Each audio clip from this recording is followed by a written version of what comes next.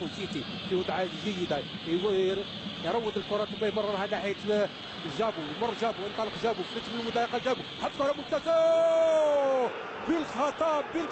بالخطا بن عياد امامنا على الصوره، يباغت حارس ويوقع الهدف الاول لمصلحه الوفاق في كره مرتده سريعه جدا من الوفاق، وبكره بالخطا من بن عياده يتمكن من مباغته الحارس الرحماني ويوقع الهدف الاول لمصلحه الوفاق.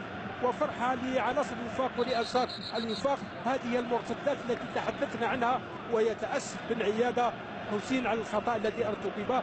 نشاهد انطلاقه سريع جدا، اللاعب بكير هو الذي مرر، وقبل ان تصل الكره او بكير هو الذي انطلق، وزع ناحيه عدوش في القائم الثاني، ولكن اللاعب بن عياده بالخطا يضع الكره في مرمى الحارس الرحماني. وقلنا الاهداف اما تاتي عن طريق اهداف، عن طريق الاخطاء، واما عن طريق العمل الهجومي، والهدف جاء في المباراه لحد الان عن طريق خطا في دفاع شباب قسنطينه. نعم، واللاعب لا يحدث فوق ارضيه الميدان.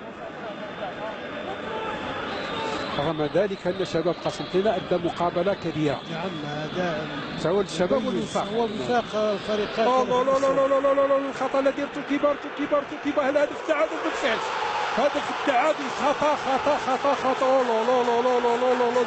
ماذا فعل زغبه امام اللاعب عبيد؟ ماذا فعل زغبه؟ لعب بالنار، وتمكن هذا اللاعب من تعديل النتيجه بعد خطا فادح في دفاع الوفاق.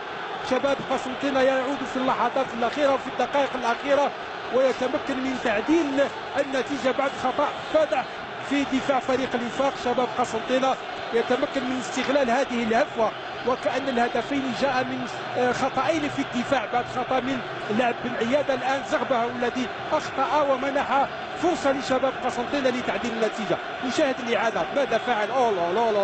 لم يراقب ولم يروض الكرة كما ينبغي، اقتنصها اللاعب عبيد عن محمد الأمين، انطلق وتمكن من تعديل النتيجة. ربما نتحدث عن الخطأ رشيد أكثر من نتحدث عن الهدف. بطبيعة الحال يعني الخطأ فادح، الحارس كان يعني بعيد كل البعد. الإنجليزية داخل منطقة العمليات بالفعل طويلة داخل منطقة الحارس زغبة، من يتمكن منها الدفاع الذي يتمكن التسديدة والهدف الثاني. والهدف الثاني لشباب قسنطينة، الهدف الثاني. ماذا حدث من اللاعب عروسي هو الذي سجل الهدف الثاني. مباراة اشتراكية، مباراة مثيرة، مباراة عالمية. هكذا هي مباريات الكبار، شباب قسنطينة في الوقت البدل الباعث يتمكن من تسجيل هدفين كاملين. مباراة غريبة الأطوار صراحة، بطبيعة الحال مباراة كبيرة من جميع الجوانب، ولكنها غريبة الأطوار. فنشاهد الإعادة، كرة طويلة على الطريقة الإنجليزية، قلت بعد الكرة من الدفاع في استقبالها المدافع عروسي يتمكن من مباغتة الحارس زغبة وإضافة الهدف الثاني في اللحظات الأخيرة من الوقت البدل. بعد نشاهد الإعادة، إبعاد الكرة اللاعب عروسي وحده. هنا خطأ آخر في المراقبة، يبدو الكرة اصطدمت بالدفاع وباغتت الحارس زغبة. والحكم الحلاشي يعلن على نهاية المباراة لتفوق شباب قسنطينة بهدف لصفر، أو بهدفين لهدف، بعد ما كان منهزم في النتيجة. نعم، فريق